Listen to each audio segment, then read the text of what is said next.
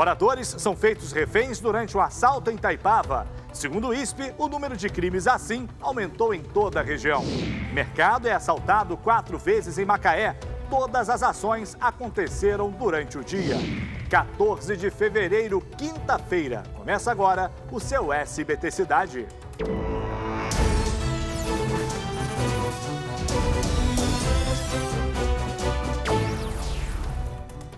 Olá, muito boa noite, bem-vindo, bem-vinda ao nosso jornal mais uma vez. Vamos juntos até encontrarmos com o seu SBT Brasil, com os fatos que são destaque em todo o estado do Rio de Janeiro, principalmente no interior fluminense.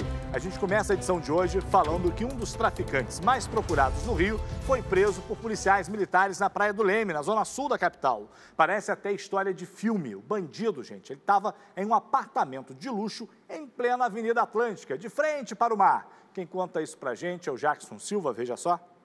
O traficante Alan Veras Castro, conhecido como Trem Bala, foi preso em um dos pontos mais nobres da zona sul do Rio.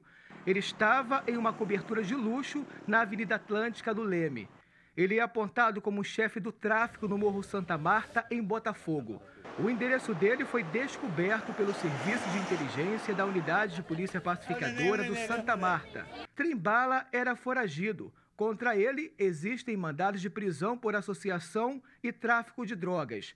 O traficante também era procurado por porte ilegal de armas e organização criminosa.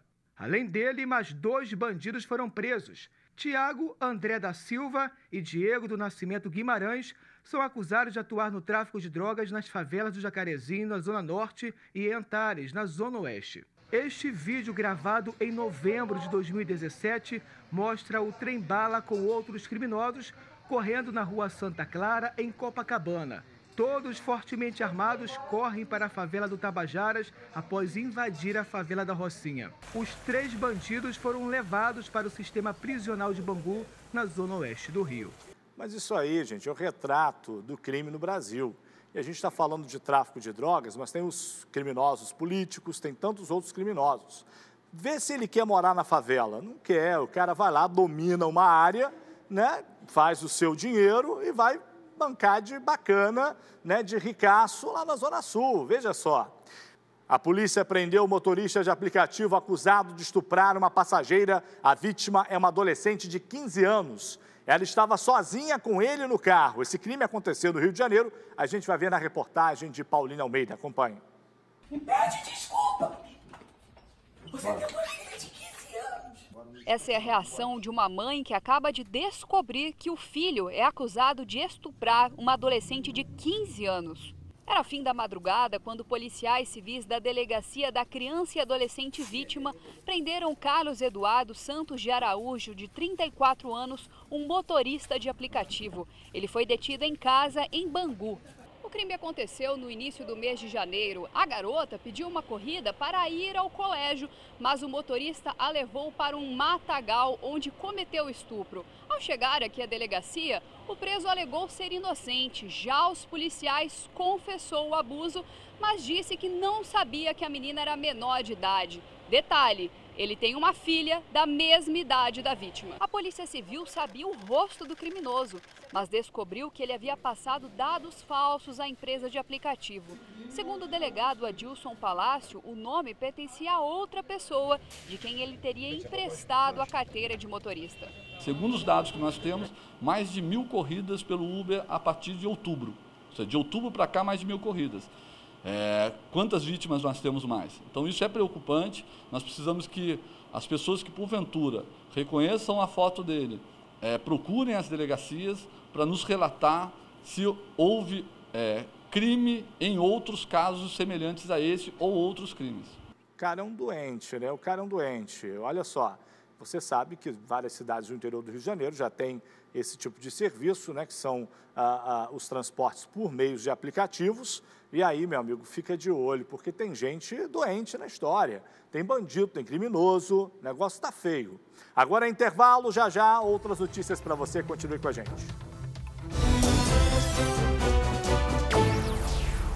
A gente volta do intervalo e uma família foi feita refém ontem em Itaipava, distrito de Petrópolis, em plena luz do dia. 5 criminosos invadiram o imóvel e levaram os pertences das vítimas. Ninguém foi preso. A reportagem é do Carlos Miranda. Roda. O crime foi em uma casa da estrada do Catubira. 5 homens armados entraram na residência e fizeram a família refém na manhã desta quarta-feira. Eles levaram joias e celulares. O caso foi registrado na delegacia do distrito de Itaipava, em Petrópolis. De acordo com a polícia, a ação dos bandidos foi rápida. Em depoimento aqui na delegacia, as vítimas contaram que os criminosos pareciam conhecer a rotina da família e sabiam, inclusive, o nome dos moradores da casa. A Polícia Civil agora trabalha para tentar identificar e prender os assaltantes. Por telefone, a delegada disse que a investigação corre sob sigilo. O inquérito ele corre em sigilo para a preservação da própria família e também para a identificação da autoria delitiva. Mas a Polícia Civil está atuando para a identificação dos autores desse crime. Dados do Instituto de Segurança Pública mostram que os roubos em residências não param de crescer em Petrópolis. Só no ano passado foram 18 casos. O número é o maior dos últimos 5 anos. Um dos suspeitos de envolvimento nesses crimes é Renan Carvalho de Oliveira. Ele está foragido e a polícia oferece recompensa para quem tiver alguma informação que leve à prisão dele. Essa região de Itaipava, tem registrado muitos crimes como estes. A gente precisa de uma segurança mais reforçada nessas regiões. E foi detido aí um homem de 29 anos suspeito de agredir e raspar o cabelo de uma adolescente de 16 anos em fevereiro do ano passado no norte fluminense. Ele estava no bairro Tapera, em Campos dos Goytacazes. De acordo com a Polícia Militar, o suspeito e outros 5 homens foram detidos em uma casa durante um patrulhamento no bairro. Ainda segundo a PM, foram encontradas 5 armas e várias munições com os suspeitos. As investigações apontam que o crime foi cometido por 9 homens em uma casa no bairro Santa Rosa, em Guarulhos. Na ocasião, a menina conseguiu fugir do imóvel e encontrou 2 policiais que faziam patrulhamento no bairro. Toda a ação teria sido motivada por uma postagem na internet. E uma pessoa foi morta a tiros e outra baleada em Volta Redonda. Segundo a Polícia Militar, o crime aconteceu no bairro Santo Agostinho, próximo a uma concessionária de veículos, nesta quarta-feira. Ainda segundo a PM, ao chegarem no local, os agentes encontraram uma mulher ferida com um tiro na perna e a outra vítima já morta. Esse caso está sendo investigado pela Polícia Civil. Olha quanta violência no interior do estado, hein? Não é brincadeira, não. E uma mulher de 58 anos foi atacada por 8 cães em Petrópolis. Olha só, gente. Machucada, ela foi procurar a vacina antirrábica, mas o que aconteceu, ela não a encontrou. Quem conta essa história pra gente é a Tassiana Ferrante. Boa noite, Tassi. Além de estar machucada, então, ela teve que ficar aí peregrinando em busca de uma imunização. É isso, Tassi? Boa noite, Salutiel. Boa noite a todos. Foi isso mesmo, Salu. Apesar de ter ficado internada por 3 dias na UPA do centro da cidade, aqui de Petrópolis, após o ocorrido, ela não conseguiu tomar a vacina antirrábica de imediato. Isso porque o medicamento está em falta na cidade. De acordo com a prefeitura, o remédio deve chegar ainda esse mês aqui no município. O problema é que ele deve ser aplicado logo após a mordida de cães e gatos para prevenir contra a raiva. A vítima reclamou também da quantidade de cachorros de rua na cidade. Ela foi atacada por 8 deles no dia 6 deste mês, na Estrada do Paraíso, no Sargento Boening, em Petrópolis, quando levava a filha na escola. Na tentativa de defender a filha, ela acabou com várias escoriações pelo corpo após cair e precisou levar pontos por conta das mordidas que levou, Salutiel.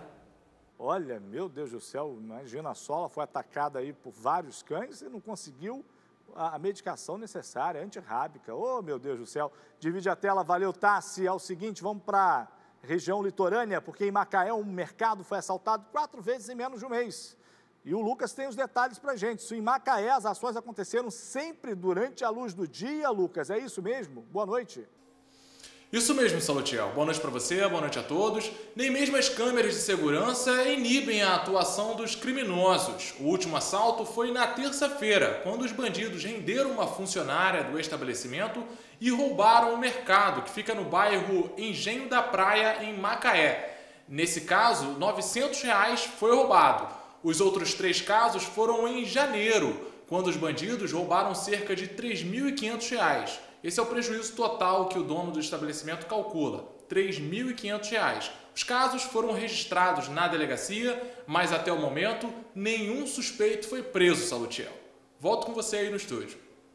Veja só a audácia dos bandidos, né? É a certeza da impunidade, não é isso, Lucas? É a certeza da impunidade. O cara vai lá, assalta durante o dia, já assaltou 4 vezes, né? E já vira alvo fácil, ele vira cliente do mercado, mais cliente bandido. E tem outras informações chegando pra gente, é isso ainda na edição de hoje? Tá ok, então, vamos ver.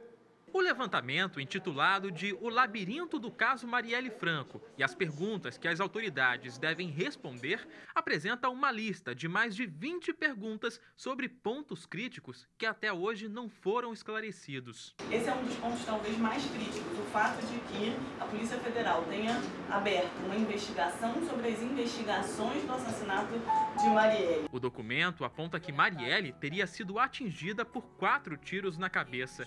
A munição calibre 9mm era de um lote pertencente à Polícia Federal, que teria sido desviado dos Correios em 2009. O mesmo lote teria sido usado em uma chacina em São Paulo em 2015.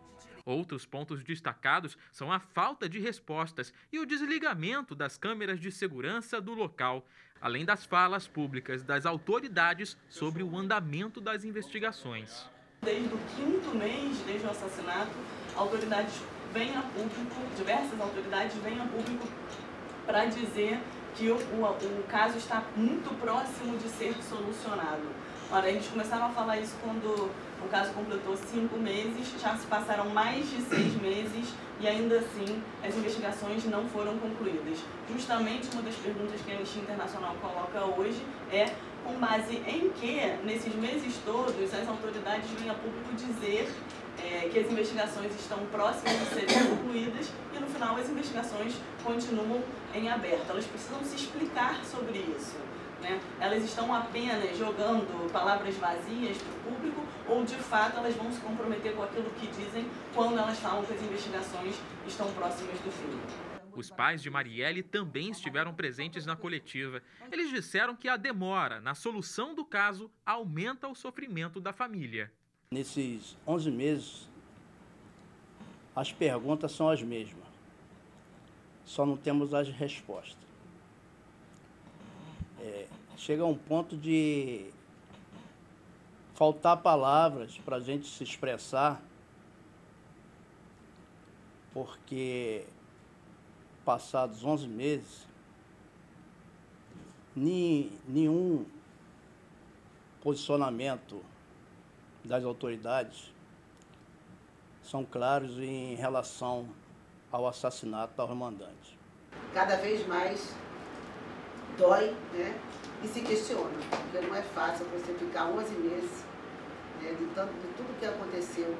A mãe de Marielle também cobrou uma posição do atual governador Wilson Witzel e disse que não sente raiva dele, mesmo após o incidente durante a campanha eleitoral, em que uma placa que homenageava a filha foi quebrada no mesmo palanque em que o então candidato ao governo fazia campanha. É uma tristeza, porque eu acho que partindo de autoridade, partindo de aquelas 2 pessoas que foram eleitas, inclusive, entendeu?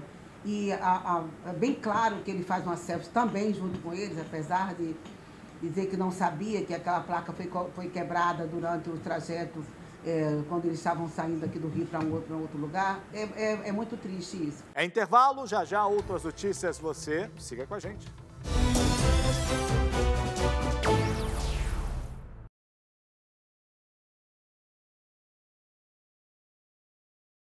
Olha aí, já voltamos do intervalo com as informações de todo o estado. Mas agora, gente, para tudo que eu vou falar de algo muito importante para você. Você sonha com novas conquistas? Sonha com um emprego melhor? Então, essa é a oportunidade perfeita para você iniciar 2019 com o pé direito. A Universidade de Cruzeiro do Sul Virtual tem 3 condições especiais para você que ligar agora, gente, mas tem que ser agora. A primeira delas são mais de 160 cursos com inscrições abertas. A segunda oportunidade, a primeira mensalidade, sabe para quando? Aliás, por apenas R$ 49,00, gente, é muito barato, R$ 49,00 a primeira mensalidade.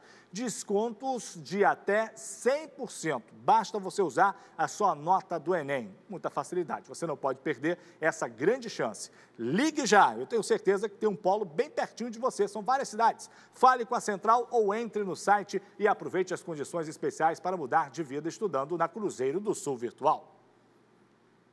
Seguimos com essa informação, um homem de 55 anos foi preso por assédio sexual na Avenida Joaquim Leite, no centro de Barra Mansa. Segundo a Polícia Militar, o crime aconteceu dentro de um ônibus enquanto a vítima dormia na madrugada de quarta-feira, de ontem. O homem estava com a esposa no ônibus, mas viu a outra passageira dormindo e se sentou ao lado dela e cometeu o crime. Quem alertou os policiais de que algo errado ocorria dentro do coletivo foi o próprio motorista. O acusado ainda tentou fugir, mas foi detido. E o vagabundo estava com a mulher dele ainda dentro do ônibus. Quer dizer, que perigo, né? Que perigo que é esse cara. Esse cara, se ele faz isso na frente da própria esposa, imagina só o que ele não faz pelas costas, né? Aí, às vezes, tem filho, que é o caso daquela reportagem que a gente mostrou lá no primeiro bloco. O cara tinha uma filha de 15 anos e estuprou uma menina de 15 anos. A chuva forte registrada nesta quarta-feira causou estragos em algumas cidades, como Petrópolis e Vassouras. Vamos novamente falar com ela, com a Tassiana Ferrante, para saber os detalhes. Tassi, o que aconteceu nessas regiões? Salu, em Vassouras, segundo a Defesa Civil, algumas ruas ficaram alagadas e a água invadiu casas no município. Apesar disso, não houve registro de desalojados ou desabrigados, porque os próprios moradores realizaram as limpezas das residências. As outras cidades do sul do Rio não registraram ocorrências decorrentes do temporal. Apenas a Defesa Civil de Angra dos Reis informou que existe risco de deslizamentos na região por causa do solo encharcado. Em Petrópolis foram registrados 2 deslizamentos de terra e a queda de uma árvore. Uma casa precisou ser interditada, mas ninguém ficou ferido. Além disso, a rua Coronel Veiga ficou alagada por cerca de 1 hora. Mas a situação até o fim da tarde de hoje nessas regiões era de normalidade. Salu. Ok, Tassi, obrigado aí pelas informações. E ainda falando desse assunto, tá? De chuva, moradores do Morro da Oficina, lá na região serrana, em Petrópolis, eles estão revoltados. Há quase 2 meses eles esperam por uma obra de contenção numa encosta que, segundo eles, meu amigo, apresenta risco de queda. E a gente vê agora. Para cortar a árvore que estava apoiada em fios de energia elétrica, o funcionário da Prefeitura de Petrópolis subiu em cima dela. Era visível o risco que ele estava correndo, sem nenhum tipo de equipamento de segurança. Mas tá perigoso aí, né? Porque tá em cima do fio de luz aí. Não, o mais perigo aqui que a gente tem é disso aqui mesmo. Tem perigo para todo lado, né? É, da casa, né? A gente tá mexendo aqui, se descer tudo isso da gente. Ele foi enviado para fazer a limpeza da encosta que fica no Morro da Oficina, no bairro Alto da Serra. Mas a prefeitura só disponibilizou uma serrinha. Foram os moradores que ajudaram com outras ferramentas. E a comunidade ficou revoltada porque o engenheiro que esteve no local disse que não poderia fazer a contenção da encosta. O engenheiro veio aqui com os funcionários da Secretaria de Obras e fez o pedido com que os funcionários fizessem a limpeza do local e coloque as pedras para cima. Ela deslizou no último dia 24 de dezembro e foi interditada pela Defesa Civil. Desde então, é um risco para os moradores que precisam passar pela servidão geral do Cunha Ramaldi. Porque não é somente os moradores dessa casa que correm risco, né, de vida, de acidente, mas também os moradores que passam aqui diariamente. E aquele não é o único local de risco da servidão. Nesse ponto aqui, houve um deslizamento de terra e a gente nota que a servidão está praticamente oca aqui. A qualquer momento, essa servidão ela pode descer. O Flávio mora nessa casa aqui, passa todos os dias, é um risco danado, né, Flávio? Isso é verdade. É um risco total que a gente corre aqui, cara. Tem quanto tempo que esse deslizamento aconteceu? 3 anos. Ninguém fez nada? Ninguém fez nada. Lá para baixo tem mais casa. Tem uma pedra aqui de mais de 100 toneladas, cara. Bom, quanto à árvore, os funcionários mudaram de ideia e usaram uma escada. Assim, ela foi retirada sem ninguém se ferir.